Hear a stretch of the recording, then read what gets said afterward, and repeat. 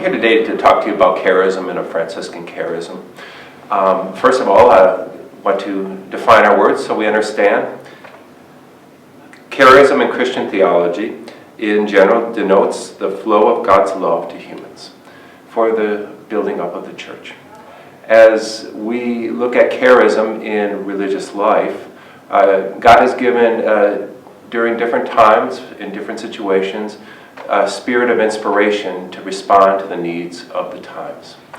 Charism in general is God meeting people where they are. And the Franciscan Charism is that love of God coming to us through that love relationship of Jesus Christ. The Franciscans have been given the gift of the evangelical life. That's our rule, following the gospel of Jesus. And it is following that rule of the gospel of Jesus that we come to encounter our Lord Jesus Christ and the cross and the nativity.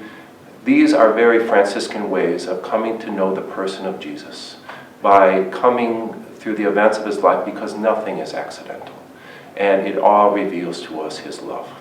And it is in this relationship of love that we come to understand who we are, and the gifts that God has given us, the goodness that he has put in us, and the goodness that he has put in others, and we are to acknowledge that goodness and respond to that goodness, and to reach out to those who are struggling in pain, in difficult circumstances.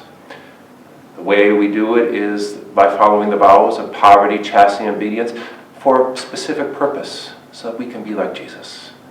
Jesus was poor, born in poor circumstances, had nothing of his own, so that is why poverty is essential to our way of life, because we want to respond to the image of Jesus. Chastity, Jesus' life is based on love, and that's what chastity is, a life based on love, beginning with the love of God. Obedience, to doing the will of the Father, to looking at our world and to see what God is calling us to in this time to respond to.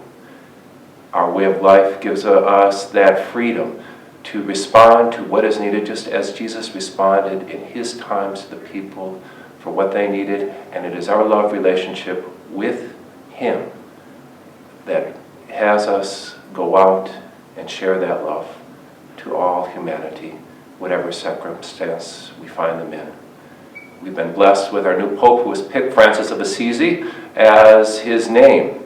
So we look to Francis as a guide of how that charism is to be lived out, reaching out to the poor and the forgotten, the lepers of our world, challenging those who are using authority unwisely to remember what is essential, the love of God and the love of others, and of living in a life of simplicity so that our actions are not based on meeting our own wants and needs, but responding in perfect charity from realizing that every good thing comes from God.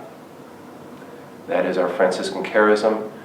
That is what we seek to live in our lives, even poorly as we do, to respond in love for the supporting and building up of the church and God's people.